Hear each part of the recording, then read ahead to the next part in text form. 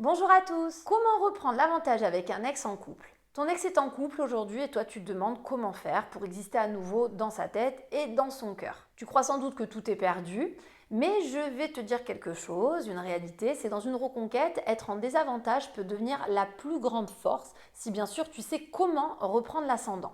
C'est un sujet malheureusement que je traite de plus en plus en coaching personnalisé, donc j'ai l'habitude et je peux te garantir que tout n'est pas perdu si tu te retrouves dans ce cas de figure. Alors avant de commencer en complément cette vidéo, sache que volontairement, pour éviter des erreurs justement qui pourraient tout compliquer encore plus, je t'ai préparé une checklist de 14 interdits à ne surtout pas commettre. Donc le lien il est juste en dessous de la description de la vidéo. Je te conseille vraiment d'aller le récupérer dès que tu auras terminé de voir celle-ci. Si tu ne me connais pas, que tu me découvres pour la première fois sur cette chaîne YouTube, je suis donc Christelle Lepage, je suis experte en dynamique amoureuse, ça fait maintenant plus de 10 ans. Ici, je t'aide à avancer avec lucidité et psychologie. Si tu veux comprendre comment inverser la dynamique, même quand ton ex est avec quelqu'un d'autre, alors abonne-toi maintenant. Sache que chaque semaine, je t'aide vraiment à avancer avec des stratégies subtiles mais redoutablement efficaces. Et on va pouvoir commencer donc avec un premier conseil essentiel. Accepter la situation sans laisser ton ex définir ta valeur. Accepte que ton ex est en couple, certes, mais ne laisse pas ça définir finalement ta valeur. En fait, c'est pas parce que ton ex a fait un choix que ça signifie que ton amour ou tes qualités sont effacées. Garde à l'esprit que ton ex n'est pas la seule source de validation en fait, et que tu as toujours une place unique dans cette histoire. Votre histoire a été unique, votre relation a été unique, obligatoirement. On ne peut pas la remplacer, on ne peut pas l'effacer, on ne peut pas l'oublier, quoi que tu en penses aujourd'hui. Il y a du bon, il y a du mauvais en chaque personne. Dans les relations, c'est pareil. J'ai un souvenir d'une coachée qui était âgée de 68 ans, que j'avais adorée, qui m'avait dit cette chose. Elle avait eu donc 3 maris, 3 divorces. Elle m'appelait pour une 4e relation. Et elle me dira, vous savez Christelle, avec du recul, si je prenais ces 4 hommes et que je les mettais dans un shaker et je secouais très fort, j'aurais eu l'homme parfait. Et j'ai trouvé ça génial parce que ça reflète bien en fait à ce que je veux exprimer là, à savoir que chaque relation est différente. Parfois même, il n'y en a pas de meilleure, de moins bien. Elles sont parfois différentes tout simplement. Et ça, tu dois le garder à l'esprit parce que c'est ce qui peut vraiment t'aider, t'animer à pas perdre de courage dans ta volonté aujourd'hui d'amener ton ex à se rendre compte que finalement, il y a peut-être encore un truc à faire entre vous deux et que ça a peut-être été précipité qu'il décide d'interrompre votre histoire. Donc maintenant que tu sais où se trouve ta vraie valeur, il va falloir aussi éviter un piège qui fait beaucoup de dégâts en reconquête amoureuse. Jouer la compétition. Ne commence pas à jouer en fait à qui est mieux, à qui possède le plus de qualités, à qu'est-ce qui est mieux dans cette nouvelle conquête ou qu'est-ce qui finalement est même moins bien d'une certaine façon. Parce que le but, c'est pas de faire des comparaisons avec sa nouvelle relation, mais plutôt de montrer que tu es la meilleure version de toi-même aujourd'hui. C'est très différent.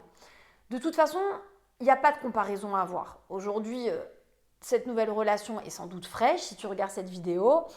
Donc ça veut dire que de toute façon, cette personne est forcément, on va dire, sous son meilleur angle, parce que ce sont les débuts. Donc on sait tous que dans les débuts, on est dans la retenue, on ne va pas complètement se révéler, non pas qu'on cache son jeu, mais on est toujours à faire des efforts, à être vraiment sur les meilleurs côtés qu'on puisse montrer, parce qu'on n'a pas envie de se voir, parce qu'on a envie que l'autre tombe amoureux également.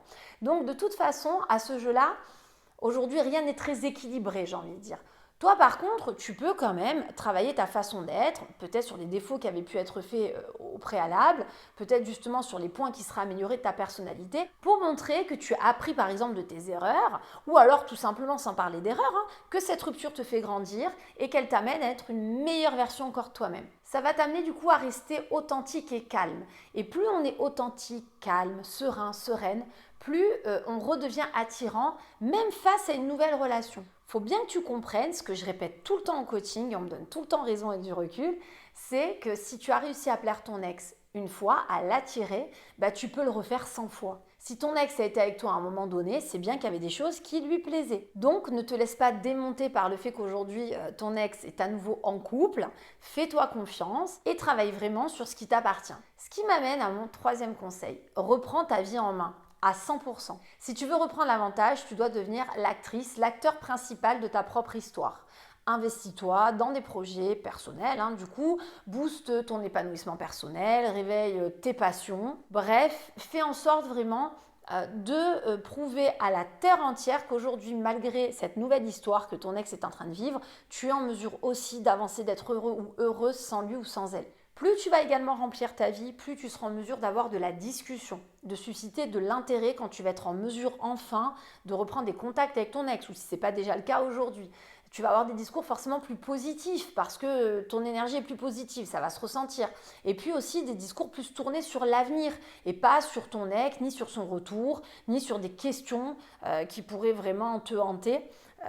Auxquelles tu voudras avoir finalement des réponses par rapport à sa nouvelle relation. Il faut comprendre que ce sont des démarches en fait qui t'amènent à prendre soin de toi du coup et qui te rendent plus attirant parce que ce sont des choses qui te permettent de paraître plus complet, plus complète. Et c'est ça aussi qui peut amener ton ex à un moment donné à être plus rassuré de reprendre des contacts ou à discuter. Si ton ex sent que tu n'as plus confiance en toi ou que tu es là pour critiquer sa nouvelle conquête ou que tu es là pour faire des comparaisons ou pour être peut-être trop curieux, trop curieuse avec cette nouvelle histoire, ton ex ne sera pas en mesure d'avoir envie de te parler, de se confier ou de s'ouvrir à toi. Bien évidemment, quand je parle de se confier, je ne suis pas en train de dire que tu dois chercher que ton ex te raconte toute sa nouvelle aventure. C'est pas ce que je dis, ce serait malsain. Mais c'est plutôt d'avoir un ex qui est en mesure demain, si ça se passe mal dans sa nouvelle relation, parce qu'il y a déjà les premières difficultés, les premières mésententes, parce qu'il y en aura. Que ton ex soit plus en mesure de venir vers toi, de t'ouvrir une petite porte, peut-être pour en discuter, pour te lancer des perches. Je le vois dans mes coachings. J'ai des personnes qui passent d'un ex qui ne donnait plus aucune nouvelle ou qui était un peu réticent, de peur justement d'être alpagué sur le sujet de la nouvelle relation, à des personnes qui, parce qu'elles se rendent compte que du coup mon coaché ou ma coachée est beaucoup plus fort, beaucoup plus aligné finalement avec sa nouvelle vie, est capable du coup d'aller bien, d'aller de l'avant, est en mesure du coup de s'ouvrir un peu, de faire comprendre que de son côté finalement c'est un peu compliqué, tout n'est pas si bien. Et ça, c'est des perches qui sont formidables à saisir parce que c'est là où tu vas commencer à comprendre qu'il y a peut-être un appel du pied, ou en tout cas, ce n'est pas parce que ton ex veut forcément se remettre la main tout de suite avec toi. Ton ex est peut-être en train de réaliser que l'herbe n'était pas si verte ailleurs, ou qu'en tout cas, il n'y avait pas peut-être tant tout à jeter à la poubelle lors de votre séparation. Mais ça, tu ne pourras pas le savoir si aujourd'hui tu ne crées pas cette atmosphère propice à l'échange.